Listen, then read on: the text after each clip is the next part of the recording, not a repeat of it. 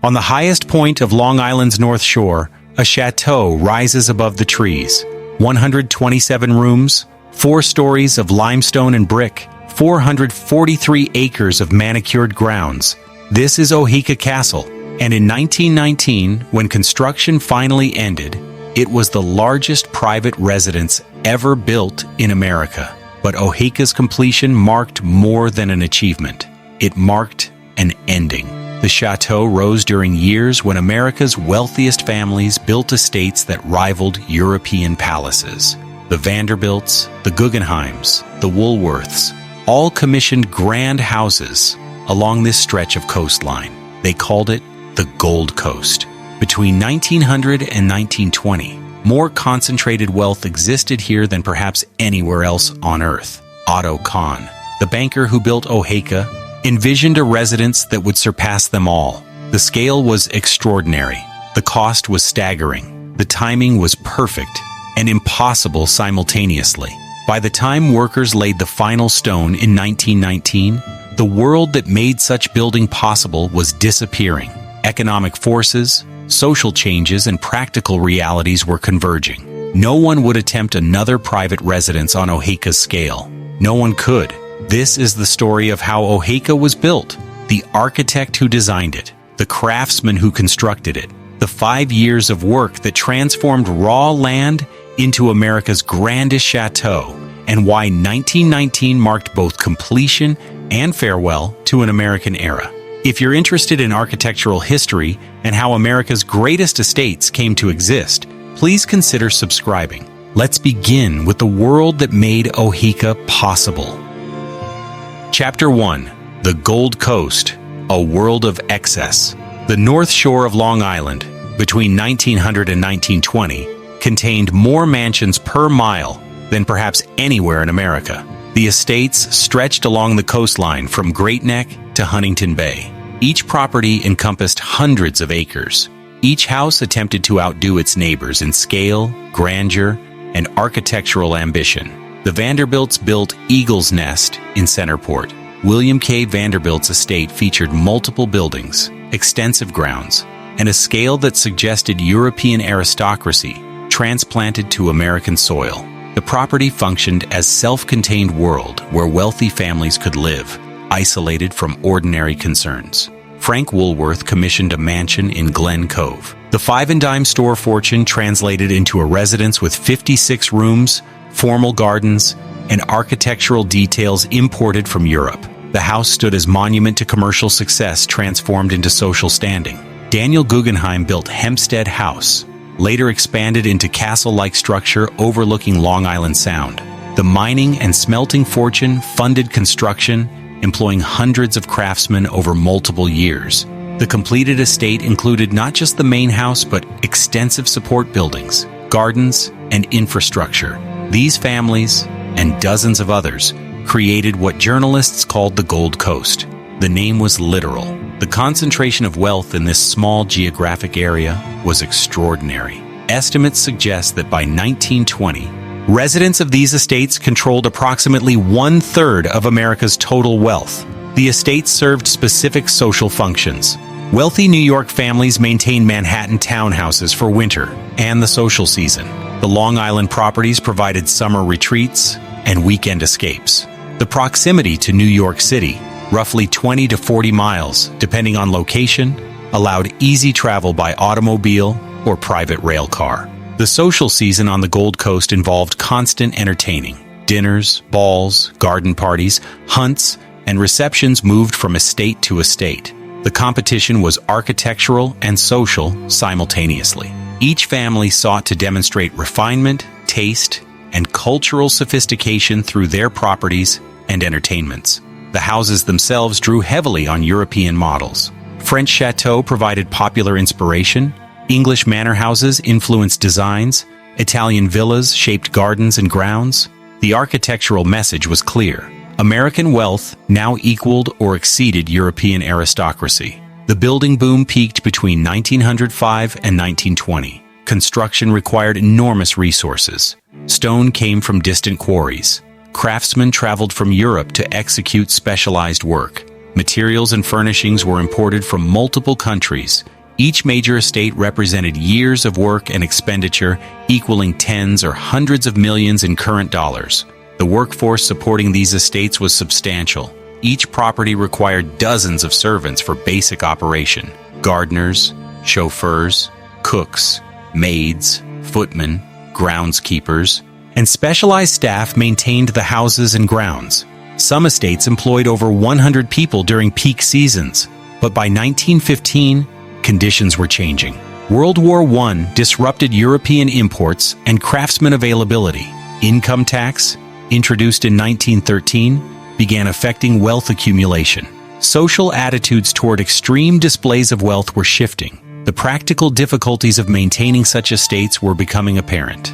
One estate would represent both the pinnacle and conclusion of this era. Otto Kahn's Oheka would surpass all others in scale and ambition, but its completion in 1919 would mark the end rather than continuation of Gold Coast building. The world that created these chateaux was disappearing even as the largest one rose. Chapter 2. Otto Kahn, the banker who built an empire. Otto Hermann Kahn was born in Mannheim, Germany, on February 21, 1867. His father was a banker and merchant. The family was cultured, educated, and positioned in Germany's emerging financial class. Kahn received classical education, emphasizing languages, music, and the arts, alongside business training. He began his career in banking at Deutsche Bank in Berlin. The apprenticeship provided foundation in international finance and commercial operations. But Germany offered limited opportunity for a young banker seeking advancement. Like many ambitious Europeans, Kahn looked toward America. He arrived in New York in 1893. The timing was significant. America was industrializing rapidly. Railroads were expanding across the continent. Steel, coal, and manufacturing were growing exponentially. The nation needed capital, and European banks were primary sources. Kahn's language skills, European connections, and financial training positioned him perfectly. He joined Speyer and Company initially, then moved to Kuhn, Loeb and Company in 1897. The firm was among America's most powerful investment banks. Kahn rose rapidly. By 1900, he was a partner.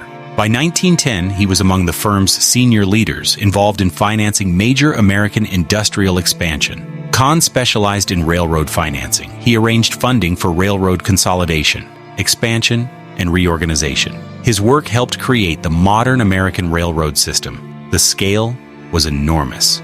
Individual transactions involved millions of dollars. The cumulative impact shaped American economic development during a critical period. His wealth accumulated accordingly. By 1910, Kahn was among America's richest men. Estimates of his peak wealth vary, but he controlled assets worth tens of millions of dollars, equivalent to billions today. The wealth came from banking fees, investments, and positions in companies he helped finance. But Kahn differed from many wealthy industrialists and bankers. He was deeply committed to arts and culture. He served on the board of the Metropolitan Opera for decades, providing crucial financial support during difficult periods. He funded theatrical productions. He supported museums, symphonies, and cultural institutions across New York. This cultural commitment shaped his self-image. Kahn saw himself as a patron and aesthete, not merely a financier. He collected art. He hosted musical performances. He associated with artists, composers, and writers. His wealth existed to support civilized life, not just accumulate for its own sake. He also cultivated an Anglophile persona. Despite German birth and Jewish heritage, Kahn adopted English manners, style, and tastes. He dressed in Savile Row suits. He spoke with slight British inflection. He modeled himself on English gentlemen bankers rather than American robber barons. This self-fashioning was deliberate and consistent. By 1912, Kahn maintained a substantial Manhattan townhouse, but it was insufficient for his vision of proper country living. The Gold Coast estates around him represented the lifestyle he sought: a weekend retreat, a place for entertaining on grand scale, a residence that reflected cultural sophistication and proper position. Kahn decided to build not just another estate, but the largest private residence in America. The decision was characteristic. He approached the project as he approached opera support or art collecting. Excellence required proper scale. Cultural refinement demanded appropriate setting. His position justified the grandest possible expression. He had the wealth to commission such a building. He had the cultural vision to specify what it should represent. He had the determination to see construction through regardless of obstacles or expense. For a man of Kahn's ambition, refinement, and resources, only the largest chateau would suffice. The search for architects began. Chapter 3. The Architects. Delano and Aldrich's Vision. The architectural firm of Delano and Aldrich was established in New York in 1903. William Adams Delano and Chester Holmes Aldrich formed the partnership after both studied at the École des Beaux-Arts in Paris. The Beaux-Arts training emphasized classical architecture, formal composition, and design grounded in historical precedent. Delano came from an established New York family. His background provided social connections that brought commissions from wealthy clients. His training provided technical skill and classical knowledge. The combination proved commercially successful and architecturally productive. Aldrich complemented Delano's strengths. His technical abilities and attention to construction detail balanced Delano's design vision and client management. The partnership functioned smoothly with clearly defined roles and mutual respect. The firm specialized in estates for America's wealthiest families. By 1912, their portfolio included houses for the Astors, the Rockefellers, and other prominent families. The commission shared certain characteristics: classical design drawing on European precedents, careful attention to proportion and detail, quality construction using finest materials, houses that suggested refinement rather than ostentation. Their design philosophy emphasized appropriateness. Each commission received designs suited to client, location, and purpose. A townhouse differed from a country estate. A summer cottage differed from a year-round residence. The architecture should reflect both client's character and building's function. When Otto Kahn approached the firm around 1912, the commission was immediately recognizable as extraordinary. Kahn specified his requirements clearly. He wanted the largest private residence in America. The design should draw on French chateau precedents, particularly from the Loire Valley and Fontainebleau. The house should accommodate extensive entertaining while providing private family quarters. No expense should limit design quality or construction standards. Delano and Aldrich accepted the commission with full understanding of its scale and complexity. The challenge was architectural and logistical simultaneously. Designing a 127-room chateau required managing enormous complexity, organizing spaces for multiple functions, maintaining classical proportions at unprecedented domestic scale, ensuring the building felt unified rather than sprawling. The architects studied French precedents intensively. Fontainebleau provided key inspiration. The chateau's organization around courtyards, its wings extending from central mass, its integration of formal and residential spaces, all influenced Oheka's design. But direct copying was inappropriate. The design needed adaptation to American site, climate, and living patterns. The emerging plans showed central chateau section with projecting wings. The arrangement created courtyards and varied the facade while maintaining symmetrical composition. The 4-story height provided necessary room count without excessive horizontal spread. The roofline featured dormers, chimneys, and varied heights that created visual interest while referencing French precedents. The exterior materials would be limestone and brick. Limestone provided classical appearance and durability. Brick was practical for less visible surfaces and structural backing. The combination allowed both quality appearance and sound construction. Stone would be quarried specifically for the project. Brick would come from manufacturers capable of producing required quantities and quality. The interior planning was equally complex. The ground floor would contain service areas, mechanical systems, and staff spaces. The first floor would hold principal public rooms for entertaining. The second floor would provide family quarters and guest rooms. The third floor would contain additional guest rooms and staff quarters. Kahn participated actively in design decisions. He reviewed drawings. He specified preferences for room sizes and arrangements. He requested modifications based on his vision of how the house should function. The collaboration between client and architects was intensive. By 1913, the final plans were approved. The plans were ambitious. The execution would require extraordinary coordination and determination. Chapter 4. Choosing the site. Cold Spring Harbor. Otto Kahn's search for property focused on Long Island's North Shore. The area was already established as the Gold Coast. Neighboring estates provided social context. The location offered proximity to Manhattan while maintaining distance sufficient for privacy and extensive grounds. Kahn identified property near Cold Spring Harbor in 1912. The parcel initially comprised several hundred acres on elevated terrain. The land offered several advantages that shaped his decision. The topography provided natural drama and strategic possibilities.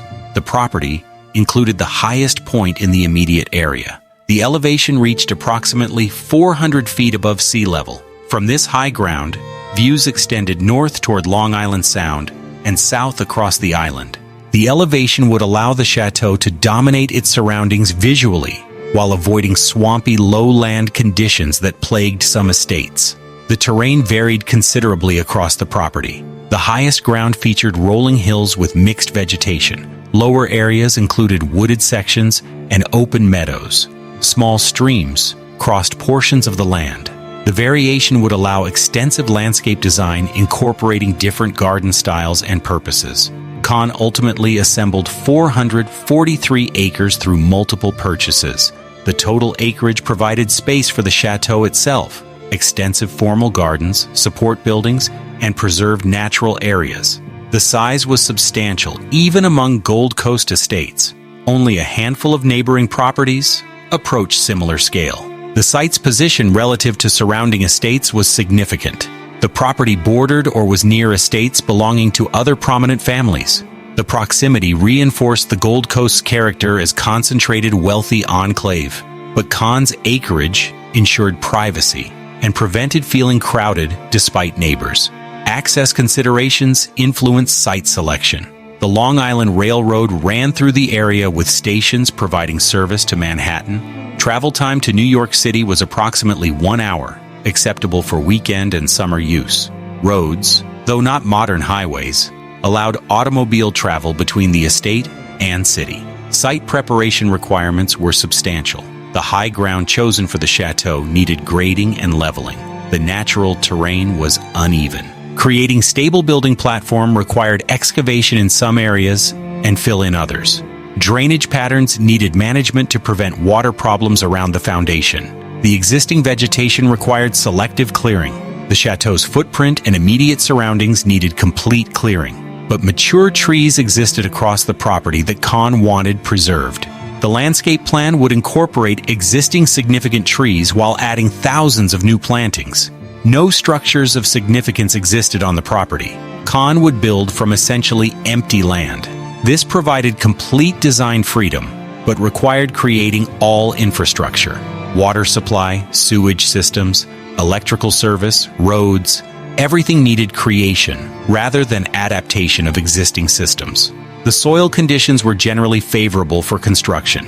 Bedrock lay relatively near the surface in some areas, providing solid foundation bearing. The soil composition allowed proper drainage when grading was executed correctly. Geotechnical conditions didn't present unusual challenges compared to other local estates.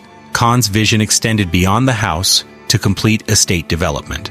The grounds would include formal French gardens near the chateau. Informal landscaped areas would transition to more natural sections. Service buildings would be positioned strategically, functional, but not prominently visible from the main house.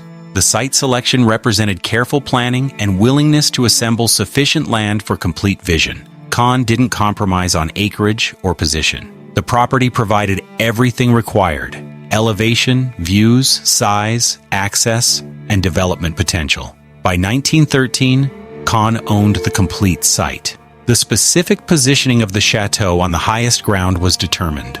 The land was legally secured. The property awaited transformation from raw acreage to finished estate. Chapter 5. Breaking ground. The foundation work construction began in 1914. The timing was significant. World War I commenced in Europe during August of that year. The war's eventual impact on construction would be substantial, but initial work proceeded before major effects materialized. The first task was site preparation on the chosen high ground. The area selected for the chateau required extensive work before foundation construction could begin. The natural terrain needed modification to create level building platform of sufficient size and proper configuration. Excavation work began with clearing vegetation and topsoil. Workers removed trees, stumps, and surface material across the building footprint and immediate surroundings. The clearing extended beyond the chateau's outline to provide workspace for construction operations.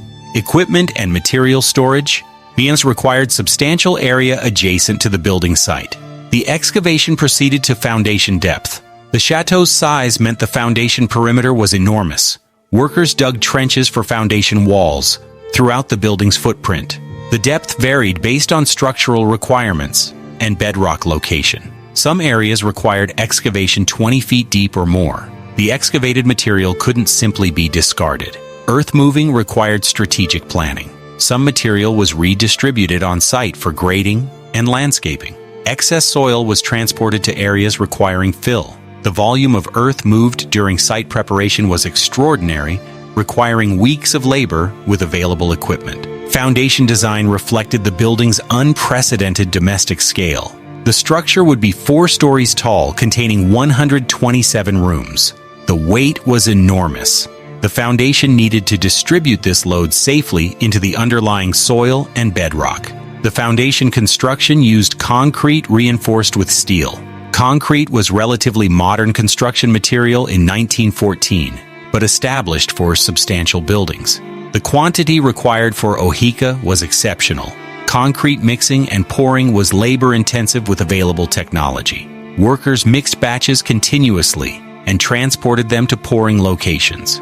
The foundation walls rose from bedrock or firm soil. The walls varied in thickness based on load requirements, but were substantial throughout. The perimeter foundation walls created the building's footprint. Interior foundation walls divided the basement level and supported interior structural elements above. Basement-level construction proceeded with the foundation work. The chateau's ground floor would contain service areas, mechanical spaces, storage rooms, and staff work areas. These spaces required proper construction, though they wouldn't receive the architectural attention of upper floors. The basement included spaces for heating systems. The chateau would require substantial heating capacity for New York winters. Boiler rooms needed size sufficient for equipment serving such large building. Coal storage areas needed capacity for winter fuel supply. Mechanical rooms housed water pumps and other systems. Service corridors ran through the basement level. These passages allowed servants and supplies to move throughout the building without using main stairs or public spaces. The service circulation was extensive, essentially duplicating upper floor layouts in simplified form. The foundation and basement construction required months. The work was physically demanding and technically exacting. Concrete had to cure properly. Forms had to be precise. Reinforcing steel required correct placement. Poor foundation work would compromise everything built above. Weather affected the work schedule significantly. Winter cold could freeze concrete before proper curing. Heavy rain could flood excavations and delay operations. The work proceeded year-round when possible, but seasonal conditions created unavoidable slowdowns. The workforce for foundation and excavation work was substantial. Dozens of laborers worked simultaneously during peak activity. Some workers operated steam-powered equipment for excavation and material moving. Others worked manually with picks, shovels, and wheelbarrows.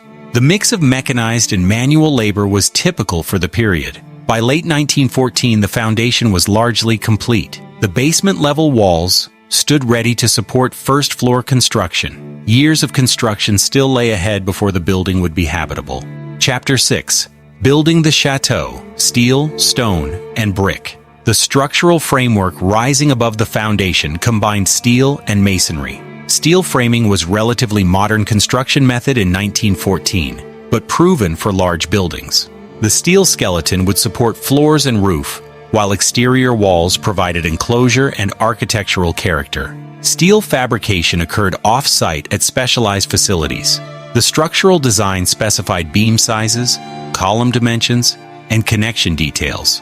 Fabricators cut, shaped, and drilled the steel according to architectural plans. The finished steel pieces arrived at the site ready for assembly. Steel erection required skilled iron workers and specialized equipment. Workers positioned columns vertically on foundation supports. Beams connected columns horizontally, creating the structural grid. Riveting joined the steel pieces permanently. The process was dangerous, conducted at increasing height as the framework rose. The steel framework established the building's vertical organization. The ground floor structure supported the first floor above. First floor steel supported the second floor. The framework continued through all 4 stories. The skeleton defined room sizes, ceiling heights, and overall building form.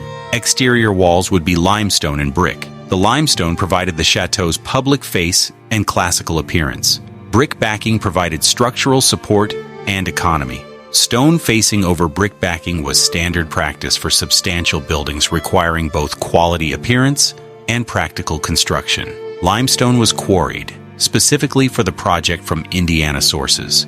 Indiana limestone was premier building stone in America during this period. The stone was relatively soft when quarried, allowing easier cutting and carving. Exposure to air hardened the stone over time, improving durability. The stone arrived as rough blocks requiring final shaping. Stone cutters worked on site, cutting each block to precise dimensions for specific locations. The work required skill and experience.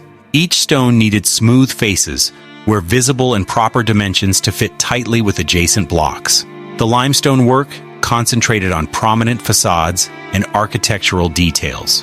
The main entrance, principal elevations, and decorative elements received carefully cut and fitted stone. Less visible surfaces used simpler stonework or brick. The distribution of expensive stone versus economical brick reflected both budget management and architectural priorities. Masons laid the stone with mortar, building the exterior walls course by course. The work required constant attention to alignment and level. The walls had to rise straight and true. The classical design depended on precise proportions and clean lines. Poor masonry would compromise the architectural effect. Brick construction proceeded simultaneously with stonework. Interior walls were primarily brick. Backing for stone facades was brick. The quantity of brick required was enormous. Brick manufacturers produced custom orders to required specifications. Delivery continued throughout construction as workers consumed millions of individual bricks. The window openings were incorporated during wall construction. The classical design featured regular window patterns with consistent sizes and spacing. Each opening required proper framing and lintels to support wall weight above. Stone surrounds provided architectural detail around windows on principal facades. The roofline was complex following French chateau precedents. Multiple roof slopes, dormers, chimneys, and varied heights created visual interest while referencing historical models. The roof structure used timber framing to support slate covering. The timber work required skilled carpenters and substantial material quantities. Construction proceeded in sections rather than completing entire floors before moving upward. This approach allowed more efficient use of labor and equipment. Different trades worked simultaneously in different building areas. Coordination became critical to avoid conflicts and maintain progress. Weather continued affecting construction schedules. Summer provided best working conditions. Winter slowed exterior work particularly. Rain interrupted masonry work, requiring dry conditions. The construction extended through multiple seasons, each bringing specific challenges.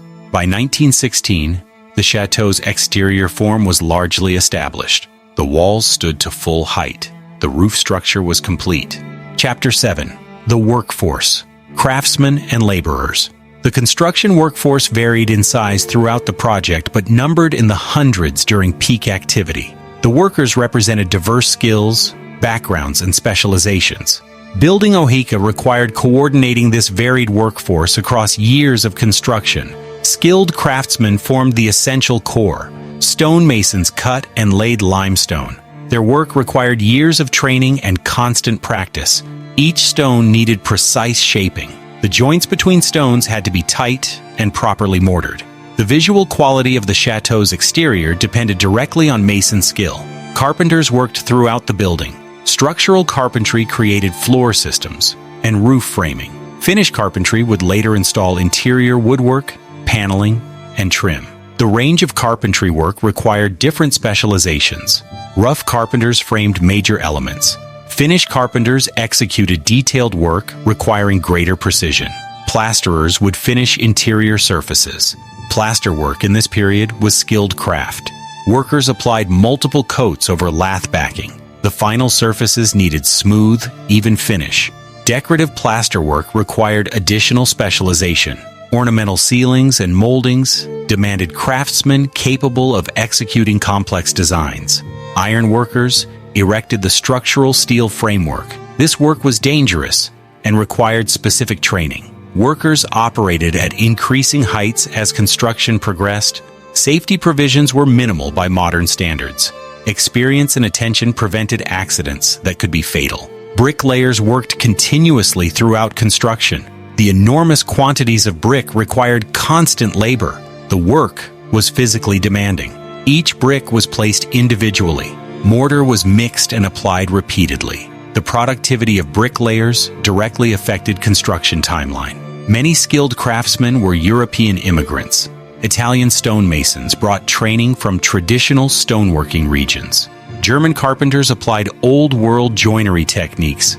Irish laborers provided muscle for demanding physical work. The European presence reflected both American immigration patterns and the specialized skills required. Some craftsmen came from American training but European precedent.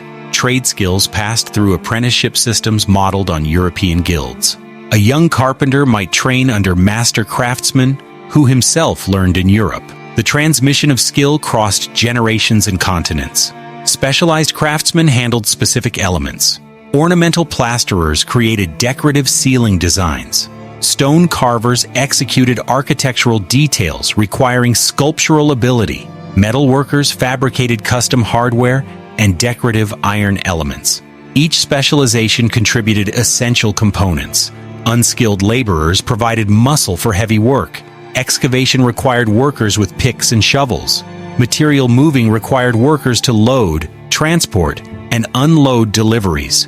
Mixing mortar and concrete required continuous physical effort. The unskilled workforce was substantial and essential.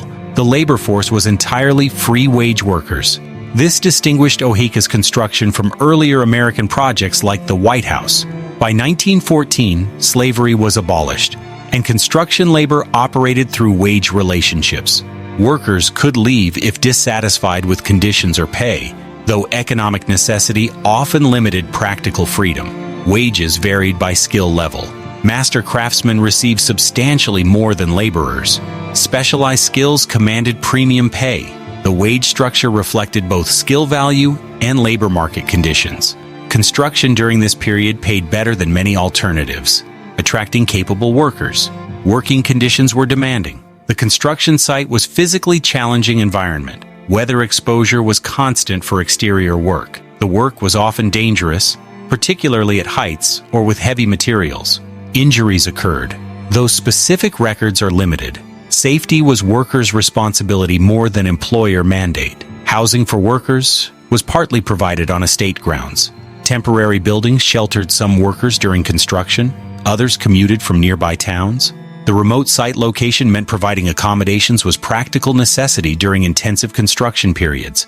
Work schedules varied seasonally. Summer allowed longer days and more intensive work. Winter reduced hours and slowed certain operations. The construction proceeded year-round when possible, but adapted to seasonal realities. The workers who built Oheka were skilled professionals, trained craftsmen, and determined laborers. Chapter 8. Inside the Château. Rooms and Layout. The Château's interior organization reflected both functional requirements and social expectations for estates of this class. The vertical arrangement across 4 floors separated different purposes, while maintaining necessary circulation and relationships. The ground floor, partially below grade, Beaux-Arts, contained service and mechanical spaces essential to building operation, but invisible to guests. The kitchen occupied substantial space with multiple preparation areas, cooking equipment, and storage. Sculleries for dishwashing adjoined the kitchen. Pantries stored food, china, and serving equipment. Servant dining areas and restrooms provided spaces for staff separate from family areas. The household staff would number 30 or more during full operation. Providing adequate staff accommodations was essential for a state function, though architecturally modest. Mechanical rooms housed heating equipment, water systems, and electrical distribution. The boiler room contained coal-fired equipment generating steam for heating distribution. The system served all 4 floors through complex piping networks hidden in walls and floors. Service corridors and back stairs allowed staff movement throughout the building without using principal stairs or entering public spaces. This dual circulation system was standard in large estates. Servants could travel between floors and rooms while remaining invisible to family and guests. The first floor contained principal public rooms for entertaining and formal activities. The entrance hall was monumental, designed to impress visitors immediately upon entry. The space featured marble floors, classical columns, and ornamental plaster ceiling. Grand staircase rose from the entrance hall, providing ceremonial circulation to upper floors. The ballroom occupied the largest single space. The room measured approximately 60 by 40 feet with 20-foot ceilings. Crystal chandeliers illuminated the space. Mirrors and gilding enhanced the decorative effect. The ballroom could accommodate 100 guests or more for dances and receptions. The library provided more intimate space for reading and conversation. Built-in bookcases lined walls. A fireplace provided focal point and heating. Windows overlooked the gardens. The room reflected Kahn's cultural interests and provided retreat for more formal entertaining spaces. The formal dining room seated 24 guests at full extension. The room featured elaborate plaster ceiling, wood paneling, and marble fireplace. Windows provided garden views. Service doors allowed discreet access from pantries and kitchen below. Additional first-floor rooms included music room, morning room, and smaller reception spaces. Each room had specific purpose, but could adapt to various uses during entertaining. The interconnection between rooms allowed movement and circulation during large events. The second floor provided private family quarters and principal guest rooms. Kahn's personal suite included bedroom, dressing room, and private bathroom. His wife's suite was similarly arranged. The separation of husband and wife's quarters was standard in upper-class houses of this period. Family bedrooms for children or relatives occupied additional second-floor space. Each bedroom had associated bathroom, dressing room, or sitting area. The private nature of second floor was strictly maintained. Guests accessed this floor only if staying overnight. Guest suites occupied portions of second and third floors. Each suite included bedroom, bathroom, and sitting area. The accommodations provided comfort-matching fine hotels. Guests could spend weekends at Oheka with complete privacy and luxury. The third floor contained additional guest rooms and some staff quarters. The rooms were less elaborate than lower floors, but still well-appointed. Live-in staff, including butler, housekeeper, and personal servants, occupied third-floor rooms. Bathrooms throughout the building featured modern plumbing. Each major bedroom suite had dedicated bathroom. The installation of indoor plumbing throughout was expensive but expected in estates of this class. Interior circulation was carefully planned. The grand staircase provided formal route between floors. Secondary staircases allowed less formal movement. Service stairs connected all floors for staff use. Elevators were installed, unusual in private residences but practical given the chateau's size. 127 rooms required extraordinary planning to maintain clarity. Chapter 9. The Interiors. European craftsmen and details. Interior finishing work began while exterior construction continued. The sequence allowed maximum efficiency. As sections became weatherproof, interior craftsmen could work regardless of outside conditions. The finishing work would extend through 1917 and into 1918. Ornamental plasterwork was among the most impressive interior features.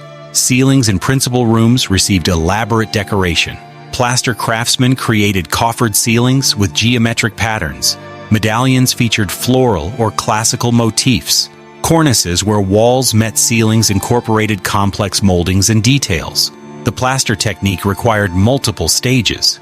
Base coats created smooth surfaces over lath backing. Decorative elements were formed in molds, then applied to base surfaces.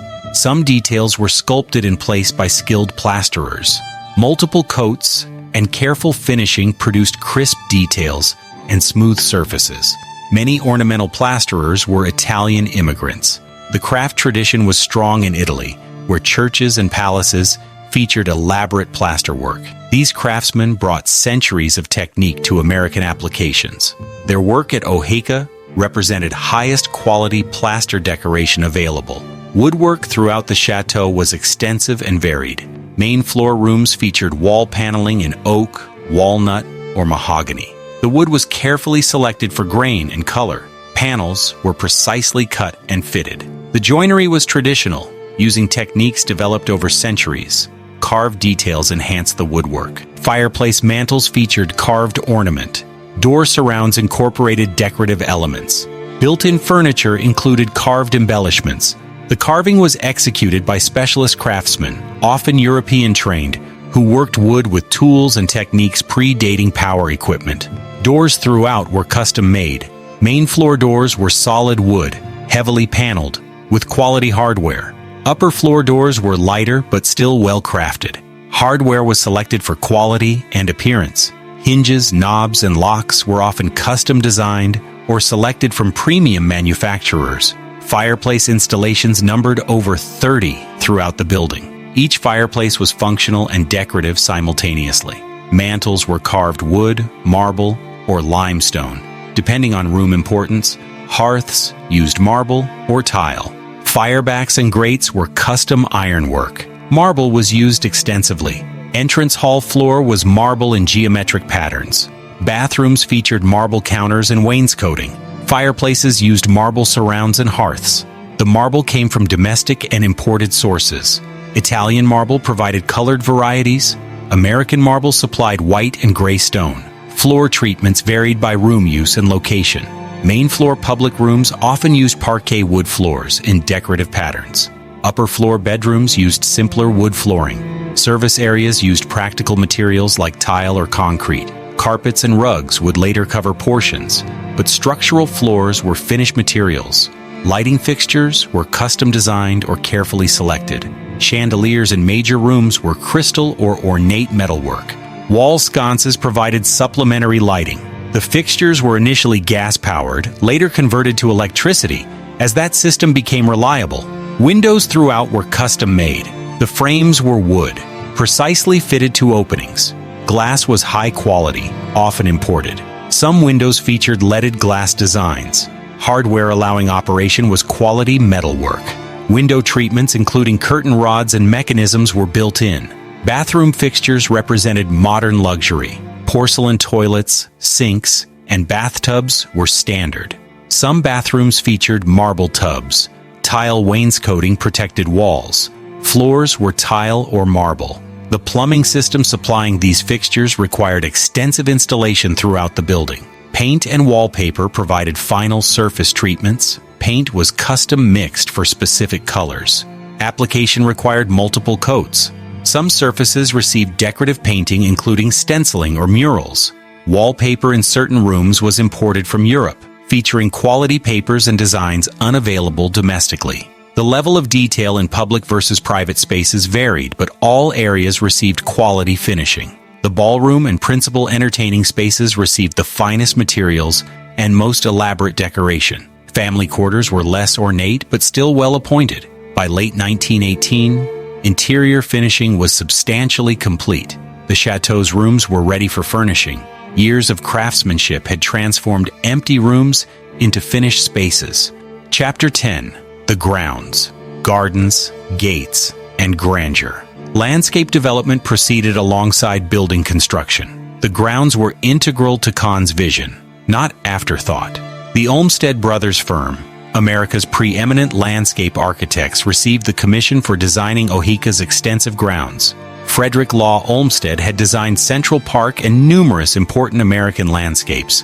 The Olmsted Brothers firm, run by his sons, continued the practice with projects nationwide. Their involvement ensured Oheka's grounds would match the chateau's architectural quality. The landscape design drew heavily on French formal garden precedents. The immediate chateau surroundings featured geometric layouts with clipped hedges, gravel paths, and classical statuary. The formality complemented the building's architecture and reinforced the French chateau character. Terraces extended from the chateau on multiple sides. The terraces were constructed features requiring substantial earth-moving and retaining walls. They created level outdoor spaces for walking and viewing while managing the sloped terrain. Stone balustrades and ornamental urns decorated the terraces. Reflecting pools and fountains provided water features near the building. The largest reflecting pool stretched along the main axis, creating mirror surface reflecting the chateau. Fountains used classical designs with sculptural elements. The water systems required pumps and supply lines connecting to estate water infrastructure. Formal gardens occupied areas closest to the chateau. Flower beds were arranged in geometric patterns. Seasonal plantings provided color throughout growing seasons. Clipped hedges defined garden rooms and compartments. The maintenance required full-time gardening staff to preserve intended appearance. Tree planting throughout the estate numbered in thousands. Specimen trees were positioned strategically for visual effect. Evergreens provided winter interest. Flowering trees offered seasonal color. The tree installation was a massive undertaking, requiring nursery contracts, transportation, and careful planting. The entrance drive approached the chateau through designed landscape. The drive was approximately 1 mile long, curving through planted grounds. The approach was calculated to reveal the chateau gradually, building anticipation before final arrival at entrance courtyard. Entrance gates marked the transition from public road to private estate. The gates were substantial structures with stone pillars and ornamental ironwork. Gatehouses provided quarters for staff controlling access. The gates signaled arrival at significant private domain.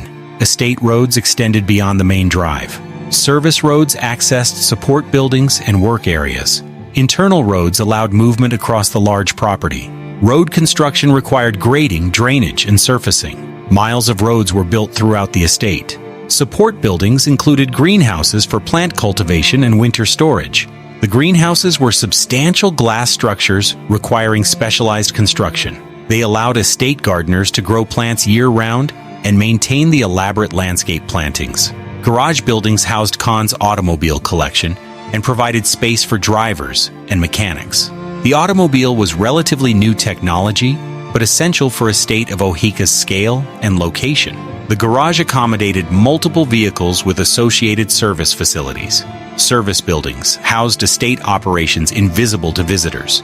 Maintenance shops, storage buildings, and work areas occupied less prominent locations. These structures were functional rather than decorative, but necessary for estate operation. Wells and water systems supplied the chateau and grounds. Natural water sources were insufficient for estate needs. Wells were drilled to adequate depth and equipped with pumps. The water distribution system extended throughout buildings and grounds for various uses. Sewage systems handled waste from the chateau and other buildings. The remote location meant municipal sewage wasn't available. On-site systems using septic technology were constructed. The engineering required proper design to handle waste from such large establishment. The grounds development continued through 1918 and beyond. Some landscape elements require years to mature. Tree growth takes decades. Hedge development needs multiple seasons. By 1919, the grounds were substantially developed, though not fully mature. The basic layout existed. Major plantings were installed. The landscape would continue evolving, but the framework was complete. Chapter 11. The War Years. Delays and Determination. World War I began in August 1914, months after Oheka's construction started. The war's early impact on American construction was limited. Materials and workers remained available. But as the war continued and America entered combat in April 1917, effects became substantial. Steel became scarce. As military requirements took priority, steel production shifted toward weapons, ships, and military equipment. Construction steel became difficult to obtain. Prices increased significantly. Delivery delays extended as producers prioritized government contracts. Skilled workers left construction for military service or war industry employment. Young men enlisted in armed forces. Others found work in factories producing military materials. The wages in war industries often exceeded construction pay. The available workforce diminished in size and average skill level. Material costs increased across all categories.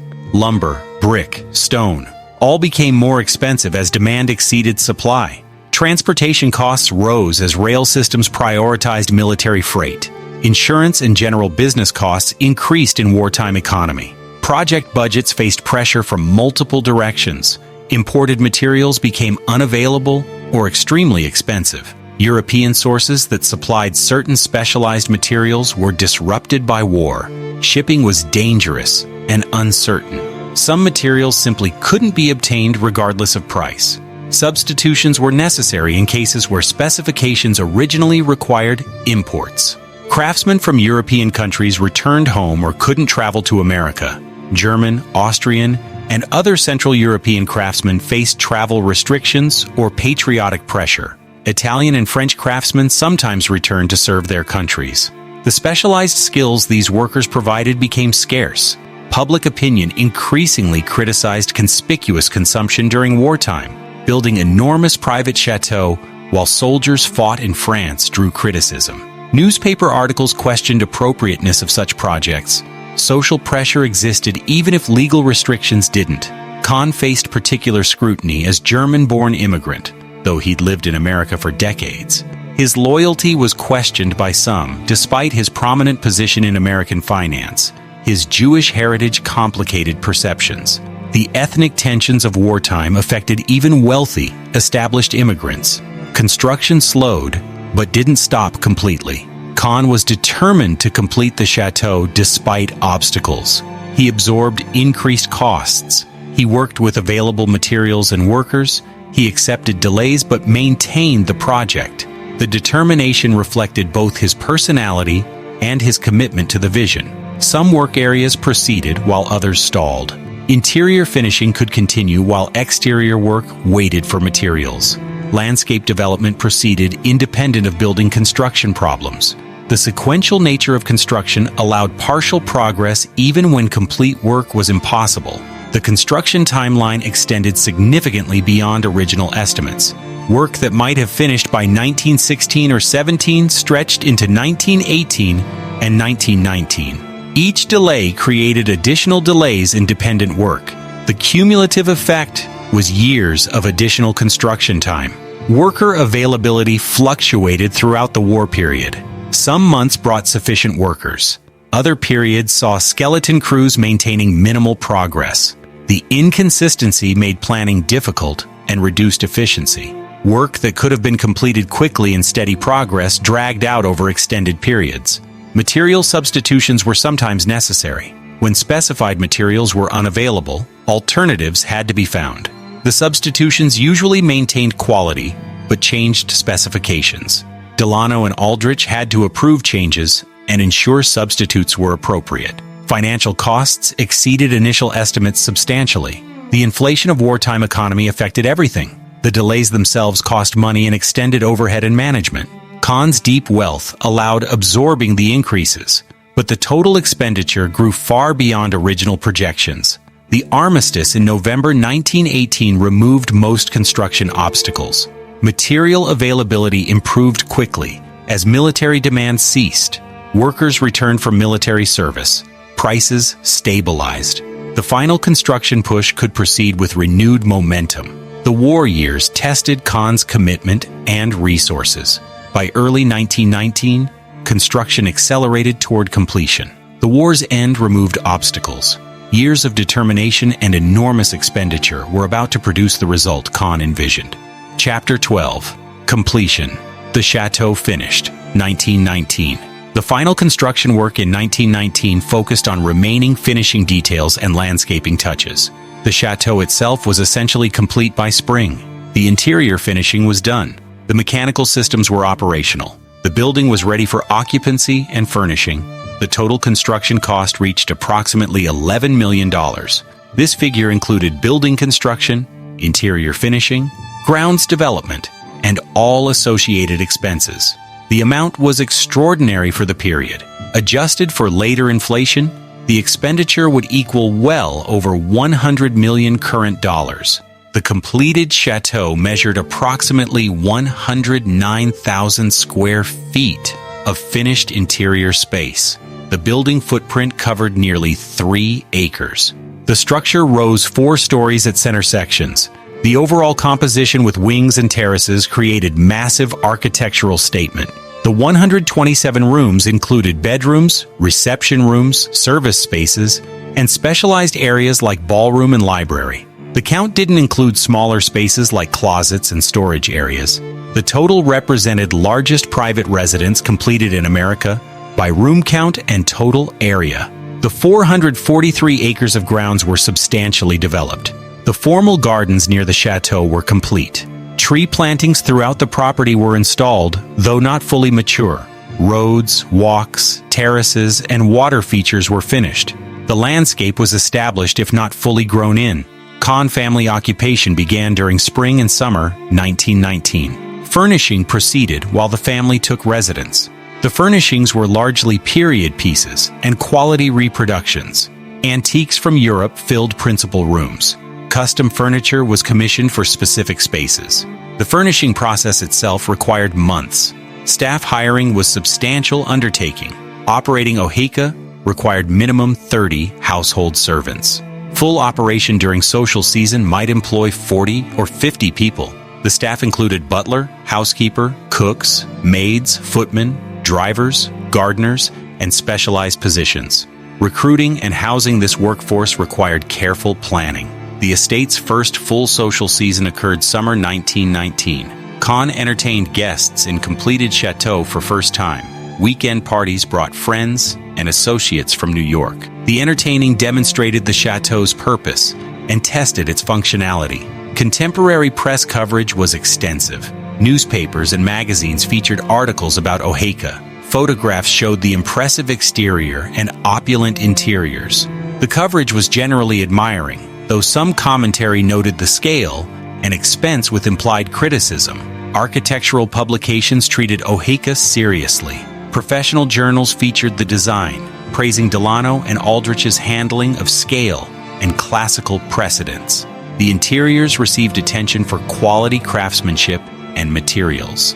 The landscape design was recognized as significant Olmsted Brothers work.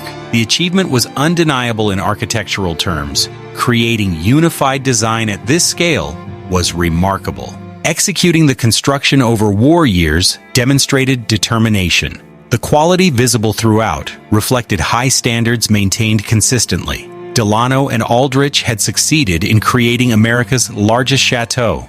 For Kahn personally, the completion realized vision years in development. The chateau represented cultural achievement, not just financial display. The building housed his art collection, accommodated his entertaining, and provided retreat from business demands. The expenditure bought lifestyle matching his self-image. The estate's completion established new standard for Gold Coast properties. Other estates were large and impressive. Oheka exceeded them all in scale. The chateau became reference point for discussing Long Island estates. The building's scale made it immediately legendary. Comparisons to European chateaux were inevitable. The Loire Valley castles that inspired Oheka's design were older and historically significant, but Oheka matched or exceeded most in size and equaled many in quality. The American chateau could stand comparison with European precedents. The completion in 1919 was well-timed in some respects. The war was over, the economy was recovering, but the timing was also significant for less obvious reasons. 1919 would mark a peak. What came after would be different. Oheka stood complete, impressive, and functional, but the world that made such building possible was already changing. Chapter 13. The End of an Era. Why Oheka was the last Oheka's completion in 1919 occurred at inflection point in American social and economic history. The forces that made such estates possible were weakening. New realities were emerging that made building similar properties increasingly difficult and eventually impossible. The federal income tax, enacted in 1913, was initially modest but grew substantially. Wartime revenue needs drove rates higher. By 1919, top marginal rates reached 73%. Wealth accumulation faced taxation that hadn't existed when earlier fortunes were built. The tax burden reduced resources available for estate construction and maintenance. The income tax affected not just construction, but ongoing operations. Operating Oheka required enormous annual expenditure. The staff wages, maintenance costs, utilities, and general expenses consumed hundreds of thousands annually. After-tax income had to support these costs. The economics became progressively less favorable. Estate maintenance costs were rising simultaneously. Servant wages increased as alternative employment opportunities grew. Materials and supplies cost more. The general inflation of the 1920s affected everything. Operating large estates became more expensive just as taxation reduced available funds. The servant problem became acute. Young people increasingly preferred factory work or business employment to domestic service. The wages were often better. The independence was greater. The social status was less servile.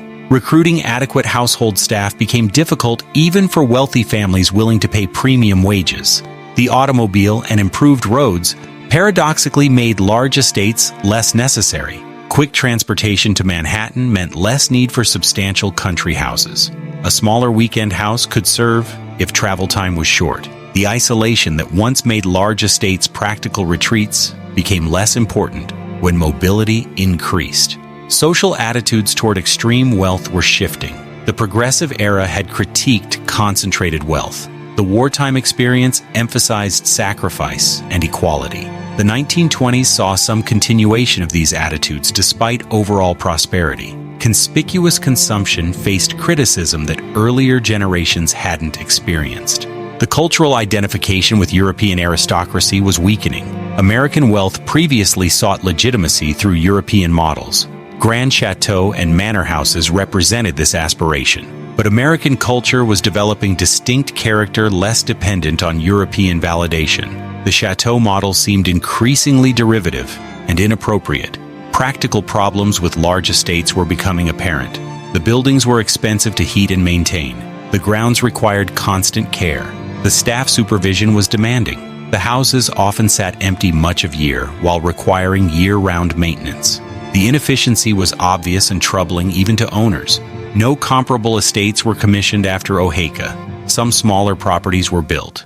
Modifications to existing estates continued, but no one attempted another private residence approaching Oheka's scale. The absence is striking. If building such properties remained practical, someone would have tried. The Great Depression, still decade away, would accelerate trends already visible. The economic collapse would bankrupt families, force estate sales, and demonstrate the vulnerability of wealth. But the conditions making Oheka unrepeatable were established before the Depression. The income tax and changing social conditions were sufficient. Building Oheka cost $11 million in capital that faced increasing taxation. Operating it required enormous annual expenditure from taxed income. The economics didn't work as wealth concentration faced fiscal and social pressure. The Gold Coast estates built before and during Oheka's construction represented the peak of American chateau building. The period from approximately 1900 to 1920 saw concentrated construction.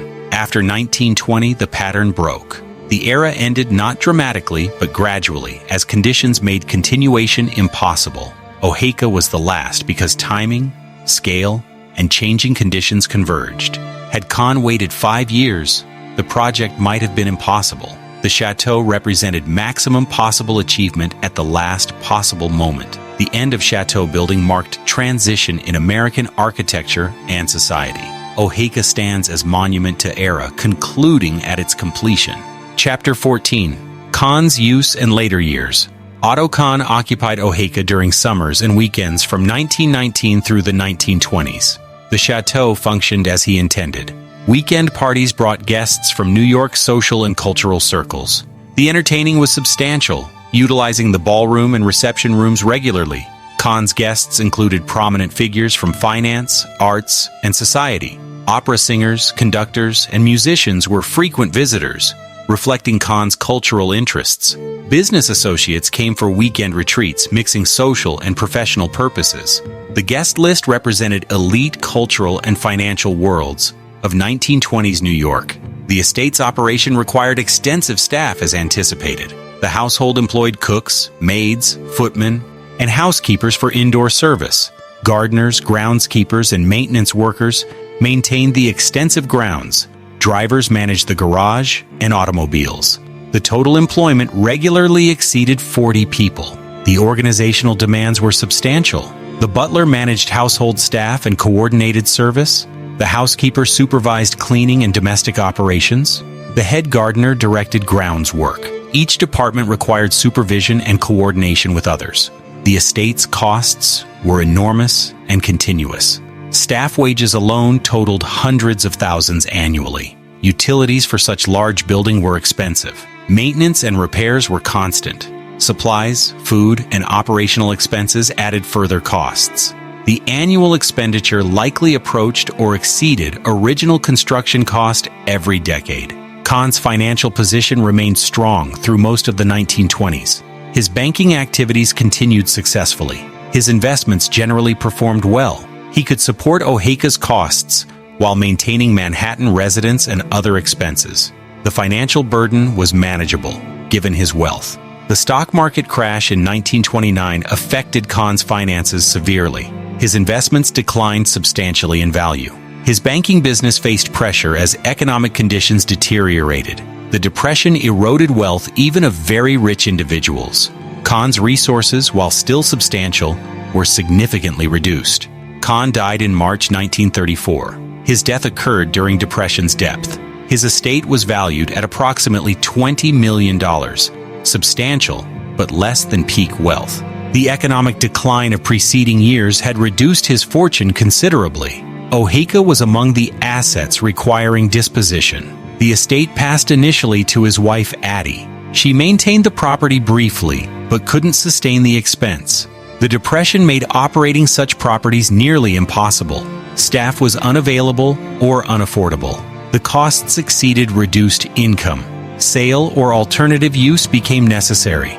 The property was sold in 1938. The sale price was fraction of construction cost. The Depression real estate market offered limited buyers for enormous estates. The property transferred to New York City Sanitation Workers Union as retreat facility. The use was different, but the building survived.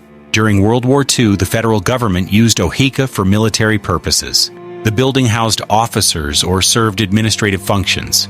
The use prevented deterioration during years when private ownership might have been impossible. The government occupation likely helped preserve the structure. After the war, Oheka had various uses. The property served as school, then retreat center for various organizations.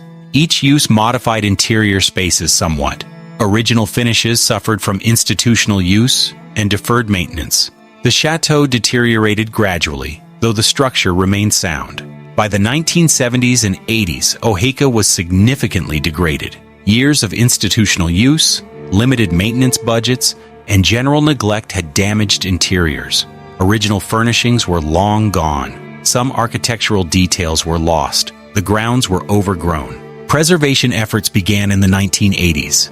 Recognition of Oheka's architectural significance grew. The building was listed on National Register of Historic Places.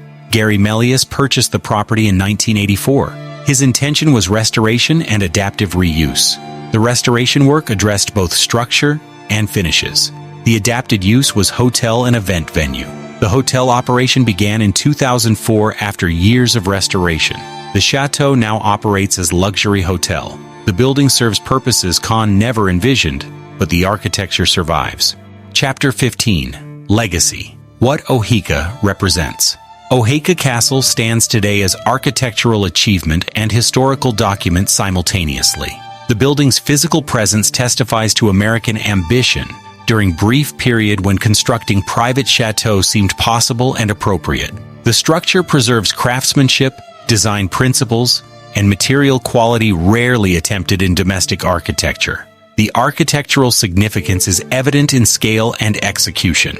Creating coherent design, organizing 127 rooms required sophisticated planning. Maintaining classical proportions at unprecedented domestic scale demanded understanding of architectural principles. Delano and Aldrich's success established professional reputation and demonstrated American architects could match European precedents. The building documents construction methods and craftsmanship from early 20th century. The plasterwork, carved woodwork, stonework, and integrated details represent skills transmitted through generations. Much of this craftsmanship is rare or impossible to find currently. The building preserves techniques in physical form. Oheka represents specific historical moment in American development. The Gilded Age was ending. The Jazz Age was beginning. Enormous wealth concentration was still possible, but facing increasing pressure. The Château building represented backward glance toward European aristocratic models, at a moment when American culture was developing distinct identity. The building embodies contradictions in American attitudes toward wealth and class. America's democratic ideals theoretically rejected aristocracy. Yet wealthy Americans built houses imitating European nobility. The contradiction wasn't recognized as problematic by builders and original occupants.